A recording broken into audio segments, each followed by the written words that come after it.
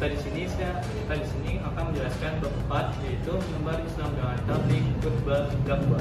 Sebelumnya, izinkan kita perkenalkan terlebih dahulu. Perkenalkan, nama saya Muhammad Barkaza, absen 25. Saya Fatah Isyad Manas, absen 14. Saya Muhammad Ali Rifai, absen 24. Saya Muhammad Adib Faris dari absen 23. Saya Nurul Zena, absen 28. Saya Marinda Yanti, absen 19. Saya Sabda Kirati, absen 33. Selamat menyaksikan. Assalamualaikum warahmatullahi wabarakatuh. Nama saya Muhammad Adib Faris. Saya akan membahas tentang dakwah. Dakwah merupakan mengajaknya orang lain untuk mengetahui ajaran agama Islam dan mengikuti mengamalkan syarat Islam agar tercapainya pola hidup yang lebih baik. Orang yang mempunyai pekerjaannya dakwah, untuk laki-laki disebut dai dan untuk perempuan disebut daiyah. Adab dakwah, adab dan etika yang perlu diperhatikan ketika dakwah. Yang pertama, dakwah dengan cara yang hikmah, seperti jelas, tegas, dan bijaksana.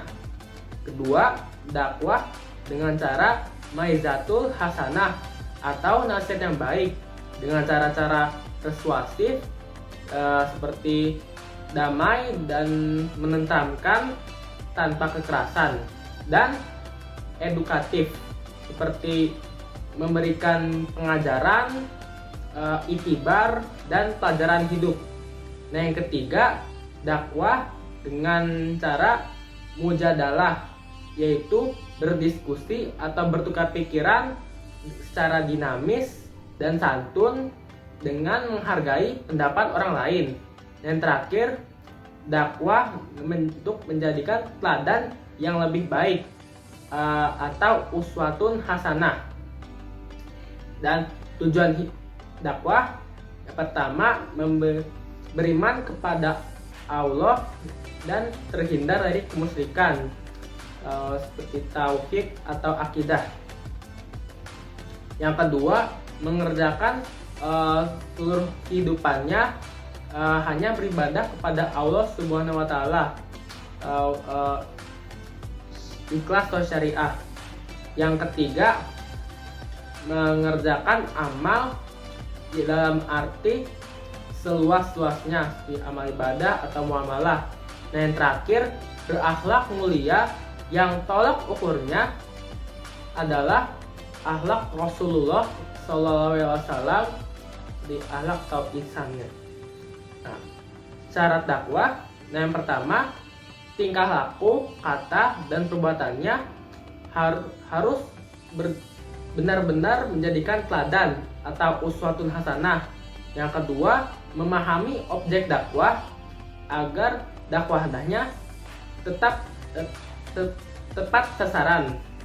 Nah, yang ketiga, memiliki keberanian dan ketegasan namun tetap bijak dan sopan santun. Nah, yang terakhir, memiliki ketabahan, kesabaran yang tinggi dalam menghadapi segala tantangan dan rintangan ketika dakwah yang dilakukan. Nah, seperti itu saja membahas dari dakwah dari saya. Saya Muhammad El Faris. Apabila ada kata yang kurang berkenan, nyata yang salah, mohon maaf sebesar-besarnya. Wassalamualaikum warahmatullahi wabarakatuh. Selanjutnya, saya akan menyampaikan surah yang menjelaskan tentang dakwah. Surah apa sih yang menjelaskan tentang dakwah? Surah yang menjelaskan tentang dakwah yaitu Quran Surah An-Nahl, surah ke-16 ayat ke-125 yang berbunyi, A'udzubillahi minasyaitonirrajim. Bismillahirrahmanirrahim. Ud'u ila sabili rabbika bil hikmati wal mau'izatil hasanah wajadilhum billati hiya ahsan. Inna rabbaka huwa alamu biman dala an sabilihi wa huwa alamu bil muhtadin. Yang artinya, serulah manusia kepada jalan Tuhanmu dengan hikmah dan pelajaran yang baik, dan bantahlah mereka dengan cara yang baik. Sesungguhnya Tuhanmu dialah yang lebih mengetahui siapa yang tersesat dari jalannya, dan dialah yang lebih mengetahui siapa yang mendapat petunjuk. Ayat ini berisi perintah Allah Subhanahu wa Ta'ala kepada Nabi Muhammad SAW dan umat Islam secara umum untuk mengajak manusia kepada agama Islam. Lalu selanjutnya saya akan menyampaikan metode dakwah berdasarkan surah An-Nahl ayat 125. Yang pertama, meluruskan niat bahwa dakwah itu bertujuan hanya kepada Allah Subhanahu wa Ta'ala. Yang kedua, dakwah itu harus bijak, mengetahui betul kondisi umat atau jemaahnya. Yang ketiga, hindari cara-cara yang memaksa, kedepankan cara mau'izah hasanah, yaitu penggunaan cara yang baik, lembut dan bijaksana, serta menggunakan bahasa yang santun dan menyentuh hati. Lalu yang keempat, yang terakhir, lakukan dakwah dengan cara bermujadalah, yaitu perdebatan secara baik, logis, dan sopan antara dua pihak maupun lebih dari dua pihak. Berikutnya yaitu sikap Rasulullah SAW saat beliau berdakwah. Yang pertama, lemah lembut dalam menjalankan dakwah. Yang kedua, bermusyawarah dalam segala urusan termasuk urusan dakwah. Yang ketiga, menyampaikan dakwah sesuai dengan objek dakwah yang akan disampaikan. Yang keempat, lapang dada dan sabar. Yang kelima, kebulatan tekad. Dan yang keenam, yang terakhir yaitu bertawakal. Sekian dari saya, terima kasih. Assalamualaikum warahmatullahi wabarakatuh. Kenalkan, nama saya Nur Al-Zainab, saya 28. Selanjutnya saya akan bahas tentang patokan berdakwah berdasarkan surat An-Nahl ayat 125. Yang pertama adalah pembukaan. Di pembukaan biasanya itu mengucapkan salam dan membacakan salawat. Kemudian yang kedua adalah isi. Di isi itu biasa mencakup tujuan dakwah. Kemudian ada objek dakwah yaitu seluruh umat manusia, dan yang ketiga adalah materi dakwah. Materi dakwah itu biasanya mencakup 4 hal. Yang pertama adalah akidah atau keimanan. Yang kedua adalah syariah atau hukum. Yang ketiga adalah akhlak atau perilaku. Dan yang keempat adalah muamalah atau hubungan sosial. Dan ditutup dengan penutup. Selanjutnya saya akan bahas tentang khutbah. Apa itu khutbah? Khutbah berdasarkan dari kata mukhotobah yang artinya adalah pembicaraan. Jika berasal dari kata al-khutbu ialah perkara yang diperbincangkan. Sedangkan menurut istilah khutbah adalah nasihat yang disampaikan kepada umat muslim dengan syarat tertentu yang akan terkenal dengan sah atau sunnahnya suatu ibadah. Tujuan dari khutbah adalah untuk meningkatkan ketakwaan dan keimanan seorang muslim kepada Allah Subhanahu wa Ta'ala. Orang yang menyampaikan khutbah disebut dengan khatib. Sebagai seorang khatib juga terdapat syarat-syaratnya. Yang pertama adalah sebagai seorang khatib, ia harus beragama Islam, sudah balik dan ia berakal sehat. Kemudian, ia juga harus tahu syarat, rukun dan sunnah khutbah. Mengapa? Karena pelanggaran pada syarat, rukun dan sunnah khutbah dapat mempengaruhi tidak sahnya suatu sholat ataupun khutbah. Kemudian, sebagai seorang khatib dia juga harus bersih dari hadas dan ia dapat menutup aurat. Sekian presentasi dari saya. Wassalamualaikum warahmatullahi wabarakatuh. Assalamualaikum warahmatullahi wabarakatuh. Perkenalkan, nama saya Santini Sumanti dan di sini saya akan melanjutkan penjelasan tentang syarat-syarat khatib yang nomor 4. Jadi syarat khatib yang nomor 4 itu adalah tartil dan fasih saat mengucapkan ayat Al-Quran dan hadis. Seorang khatib harus mampu membaca ayat Al-Quran dan hadis dengan tartil, yaitu perlahan dan penuh penghayatan. Fasih itu berarti pengucapan huruf dan lafalnya tepat dan sesuai dengan kaidah huruf tajwid. Ini penting agar pesan yang disampaikan benar dan tidak menimbulkan kesalahan makna. Kemudian yang kelima yaitu memiliki akhlak yang baik dan tidak tercela di mata masyarakat. Khatib adalah panutan. Oleh karena itu, ia harus memiliki akhlak yang terpuji, jujur, amanah, dan tidak memiliki perilaku buruk yang dapat merusak citra-citra dakwah. Kemudian yang keenam itu adalah suaranya jelas dan dapat dipahami oleh jamaah. Penyampaian khutbah itu harus dilakukan dengan artikulasi yang jelas, suara lantang, dan intonasi yang tepat. Ini bertujuan agar seluruh jamaah dapat memahami isi khutbah dengan baik tanpa kebingungan. Kemudian yang ketujuh itu berpenampilan rapi dan sopan. Penampilan seorang khatib itu harus mencerminkan kesopanan dan kerapihan. Selanjutnya saya akan membahas tentang syarat-syarat dari dua khutbah. Syarat-syarat antara dua khutbah. Jadi yang pertama, khutbah itu dilaksanakan setelah masuk waktu zuhur, dan setelah khutbah selesai langsung dilanjutkan dengan pelaksanaan sholat Jumat. Kemudian yang kedua, khatib menyampaikan khutbah dengan berdiri. Namun jika tidak mampu karena suatu uzur, diperbolehkan untuk duduk. Kemudian yang ketiga itu duduk sejenak di antara dua khutbah. Ini merupakan sunnah Rasul sebagai bentuk jeda dan penghayatan. Kemudian selanjutnya suara khutbah itu harus jelas dan terdengar oleh jamaah agar pesan khutbah bisa dipahami dengan baik. Kemudian pelaksanaan khutbah itu harus tertib, dimulai dengan khutbah pertama, lalu dilanjutkan dengan pelaksanaan khutbah kedua tanpa terlewat ataupun terbalik urutannya. Akan membacakan hadis tentang syarat dua khutbah. A'udzubillahi minasyaitonirrajim. Bismillahirrahmanirrahim. An Jabir bin Samurah anna an-nabiy sallallahu alaihi wasallam kana yaktubu qaiman wa yajlisu bainal khutbatain. Artinya dari Jabir bin Samurah berkata, sesungguhnya Nabi Shallallahu Alaihi Wasallam berkhutbah dengan berdiri dan beliau duduk di antara dua khutbah. Hadis riwayat Ahmad. Assalamualaikum warahmatullahi wabarakatuh. Saya di sini akan membacakan rukun khutbah, sunnah khutbah, dan juga adab salat Jumat. Jadi saya akan membacakan rukun khutbah terlebih dahulu. Rukun khutbah ada 5. Saya akan membacakan satu persatu. Jadi yang satu itu membaca hamdalah pada kedua khutbah. Lalu yang kedua membaca salawat kepada Nabi Sallallahu Alaihi Wasallam atau Nabi Muhammad Sallallahu Alaihi Wasallam. Lalu yang ketiga berwasiat tentang takwa kepada diri dan jamaah. Lalu yang keempat membaca satu atau beberapa ayat suci Al-Quran pada kedua khutbah. Ayat yang dibaca biasanya disesuaikan dengan topik yang akan disampaikan. Lalu yang kelima itu berdoa pada khutbah kedua untuk memohon ampun, kesejahteraan, dan keselamatan bagi kaum muslimin dan muslimat, baik di dunia maupun akhirat. Baik, saya akan menjelaskan materi tentang sunnah khutbah. Jadi sunnah khutbah itu ada 6. Saya akan menjelaskan satu persatu, yaitu yang pertama, khotib memberikan salam pada awal khutbah dan menghadap ke arah jamaah. Lalu yang kedua itu khutbah disampaikan di tempat yang lebih tinggi.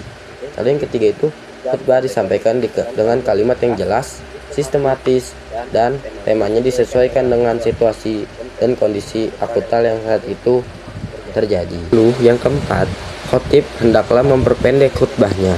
Jangan terlalu panjang, sebaiknya sholat Jumatnya saja yang diperpanjang. Lalu yang kelima, khotib disunahkan membaca Quran surat Al-Ikhlas saat duduk di antara dua khutbah. Lalu yang keenam, khotib menetapkan rukun-rukun khutbah, yaitu dimulai membaca hendak sampai rukun yang terakhir, yakni berdoa untuk kaum muslimin. Baik, saya selanjutnya akan menjelaskan materi tentang adab salat Jumat. Jadi adab salat Jumat itu dibagi menjadi 4. Yang pertama itu menyelenggarakan berangkat ke masjid lebih awal, yang dimana disebutkan pada surat Al-Jumud ayat 9. Lalu yang kedua itu membiasakan mengisi saf terdepan yang masih kosong, lalu sholat tahajud masjid sebanyak 2 rakaat. Lalu yang ketiga itu perbanyak zikir dan doa, salawat Nabi, membaca Al-Quran sebelum khotib naik mimbar. Lalu yang keempat itu mendengarkan khotib dengan seksama. Assalamualaikum warahmatullahi wabarakatuh. Perkenalkan, nama saya Fatah Irsyad Manaf. Di sini saya akan membacakan materi tablik. Tablik adalah, menurut bahasa, kata tablik berasal yang balaga yuballigu tablik. Dari kata balaga artinya menyampaikan atau memberitahukan pesan atau ceramah secara lisan atau perkataan. Selanjutnya, makna tablik. Yang pertama, menyampaikan aluran Islam baik dari yang termaktub dalam Al-Quran maupun hadis yang ditunjukkan kepada umat manusia. Yang kedua, menyampaikan ajaran Islam kepada umat manusia untuk dijadikan pedoman agar memperoleh kebahagiaan dunia dan akhirat. Dan yang ketiga, bagian dari dakwah Islamiyah dalam bentuk khusus lisan dan tulisan untuk disampaikan kepada pihak lain. Yang keempat, menyampaikan pesan Allah Subhanahu wa Ta'ala secara lisan kepada satu orang atau lebih untuk diketahui dan dipahami, lalu diamalkan isinya. Dan yang terakhir, sebuah profesi yang dilakukan untuk menyampaikan atau menyiarkan agama Islam kepada umat manusia. Selanjutnya saya akan membacakan dalil hadis adanya tablik. Yang pertama ada di Quran Surah Al-Ahzab ayat 39 dan Quran Surah Al-Maidah ayat 99. Pertama saya akan membacakan surat Al-Ahzab ayat 39. A'udzu billahi minasyaitonir rajim. Bismillahirrahmanirrahim. الذين يبلغون رسالات الله ويخشونه ولا يخشون أحدا إلا الله وكفى بالله حسيبا. Yang artinya yaitu orang-orang yang menyampaikan risalah Allah, para rasul yang menyampaikan syariat-syariat Allah kepada manusia. Mereka takut kepadanya dan tidak merasa takut kepada siapapun selain kepada Allah. Dan cukuplah Allah sebagai pembuat perhitungan. Selanjutnya saya akan membacakan Quran Surah Al-Maidah ayat 99. Bismillahirrahmanirrahim. Ma 'alar rasuli illal balagh. Wallahu ya'lamu ma tubduna wa ma taktumun. Yang artinya, kewajiban Rasul tidak lain hanyalah menyampaikan ajaran Allah. Allah mengetahui apapun yang kamu tampakkan dan apapun yang kamu sembunyikan. Assalamualaikum warahmatullahi wabarakatuh. Perkenalkan, nama saya Muhammad Faris Azam, absen 25. Yang pertama itu tentuan tablik. Ke-1, dilakukan dengan cara yang sopan, lemah lembut, tidak kasar dan tidak merusak. Kedua, menggunakan bahasa yang mudah dimengerti dan dipahami oleh para jamaah. Yang ketiga, mengedepankan musyawarah dan berdiskusi untuk mencapai kesepakatan bersama. Yang keempat, materi tablik yang disampaikan harus mempunyai rujukan yang kuat dan jelas sumbernya. Yang kelima, disampaikan dengan penuh keikhlasan dan kesabaran sesuai situasi dan kondisi masyarakat, termasuk aspek psikologis dan sosiologis para jamaah. Yang keenam, tidak menghasut orang lain untuk bermusuhan, berselisih, merusak, dan mencari-cari kesalahan orang lain. Selanjutnya itu tata cara tablik. Yang pertama, kita harus mengajak orang terdekat terlebih dahulu menuju profil muslim yang menyatu antar kata dan perbuatan, lalu masyarakat yang lebih luas. Yang kedua, dekati pihak lain sesuai dengan kapasitas ilmunya dan martabatnya. Yang ketiga, mengajak diri dan pihak lain untuk saling membantu agar tablik ini terlaksana dengan baik, bertahap dan berkesinambungan, menjangkau semua lapisan masyarakat, serta adanya segmen tablik yang jelas antara mubalik satu dengan mubalik yang lainnya, sehingga semua lapisan masyarakat terkena sasaran tablik. Selanjutnya itu praktik tablik. Praktik tablik ini terdiri dari 3 tahapan. Tahapan pertama itu tahapan persiapan. Tahap persiapan ini merujuk dan mempelajari materi tablik sesuai dengan kebutuhan jamaahnya. Yang kedua, tablik pelaksana. Pelaksana ini saat penyampaiannya harus praktis, cepat, menggunakan bahasa yang sederhana dan mengandalkan logika dan akal sehat. Yang ketiga, tahapan konsolidasi atau penyampaian kesimpulan, resume, dan hal-hal apa saja yang harus ditindaklanjuti. Sekian presentasi dari kami. Bila ada kesalahan kata, kurang lebihnya mohon maaf. Kami akhiri. Wassalamualaikum warahmatullahi wabarakatuh.